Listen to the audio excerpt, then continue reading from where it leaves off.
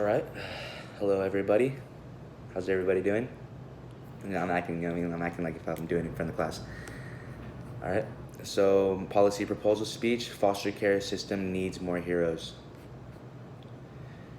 There are nearly 443,000 children in foster care in the United States.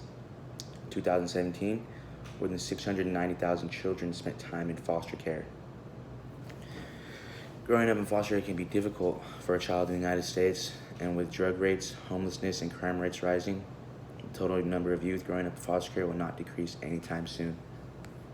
This is why it's important to take heavy consideration on current policy in place. And to better understand, most kids growing up in foster care don't know anything other than what they have already gone through, such things as mental abuse, sexual abuse, and many other life-changing circumstances.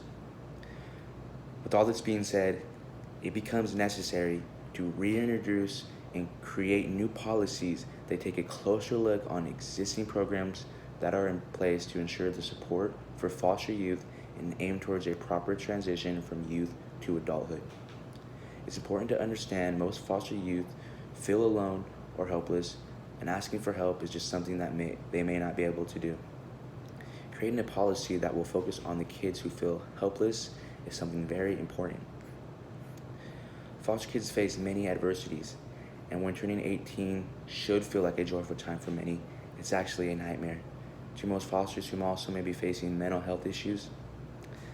The current mental health programs such as TAY, Transitional Aid Youth programs, are good but not cater to the foster youth who lack trust due to situations they have gone through during their time in foster care. It may be time for psychologists to reevaluate the way current help is distributed, and expecting a youth to pour out their heart and emotions to another complete stranger is wrong. Most children in foster care never have a great support system, and the support systems designed now may be not reaching the youth's heart, hence being why services decreased after turning 18. As youth transition to adulthood and aging out of the foster care system, exposure to stress increases, especially for youth who have less than adequate support systems. Although mental health problems among foster youth often continue into adulthood, service use decreases dramatically within a year of turning 18. PL at all, 2017. With mental health being the basis of this new policy, along with a smooth transition into adulthood, it is important to understand how mental health affects foster youth and their ability to go to college. Growing up in foster care is often associated with higher levels of mental health stress in young adulthood. These mental health stressors influence how young people from foster care engage in and succeed in college, root and all, 2018. With current programs in place such as Next Up, we're already starting to attack the problems that fosters may endure, such as homelessness, book expenses, grants for unmet need. This is all great, but what program is teaching us problem solving, critical thinking, and proper life skills to truly get ahead in life? This policy proposal is not to attack existing programs, but for legislative officials to understand the mental aspect of aging out of foster care, and to better understand that although some programs are in play, a lot more can be done. Foster care is a very complex situation. Understanding that some children will not grow up with much of a fighting chance is vital to my policy change. It's also important to understand what can and will happen if we don't take the proper measures into raising these kids right. According to Crawford et al., a felony adjunction is more likely among individuals receiving mental health or substance abuse services.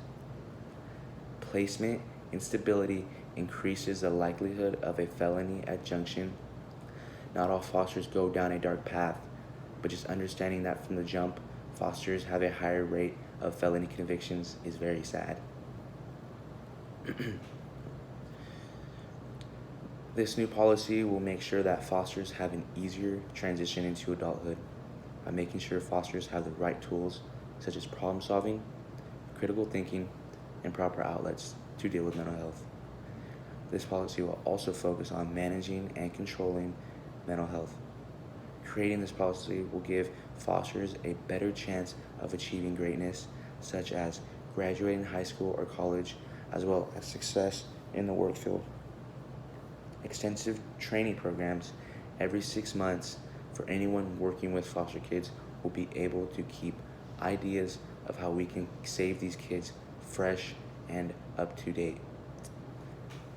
Teaching, not enabling, will allow the transition from youth to adulthood a lot easier. Instead of giving and not making the youth work for anything is very sad and doesn't teach the proper tools needed to be a constructive member of society. By working side by side with the youth, teaching life skills as they arise can decrease the youth's chance of ending up homeless, locked up, or on drugs. These life skills will also teach young men to respect women and for women to understand they deserve respect. Too many times in foster care, we see young children becoming a product of their environment, which is very, very sad. This policy is long overdue, and when things aren't getting any better for our youth, it's time to stand up and make a difference. Similar programs like Next Up, Covenant Coffee, and California Youth Connection are great and have the resources we need to get the ball rolling. Being that foster care is part of my story allows first-hand experience and knowledge into understanding the flaws in the system. This is all overdue, and when things are not getting better for our youth, it's time to stand up and make a difference. When is enough enough? How many more kids will end up killing themselves? How many more do we need to see homeless and on drugs? Children in foster care do not have the same advantages as someone with a mom or a dad, and it's not to attack anyone with parents, but just to understand you are blessed. This policy does not only exist for you transitioning to adulthood. This policy will hopefully inspire people with the kindest hearts to perhaps consider being a foster parent or somehow being involved as a peer support or life coach.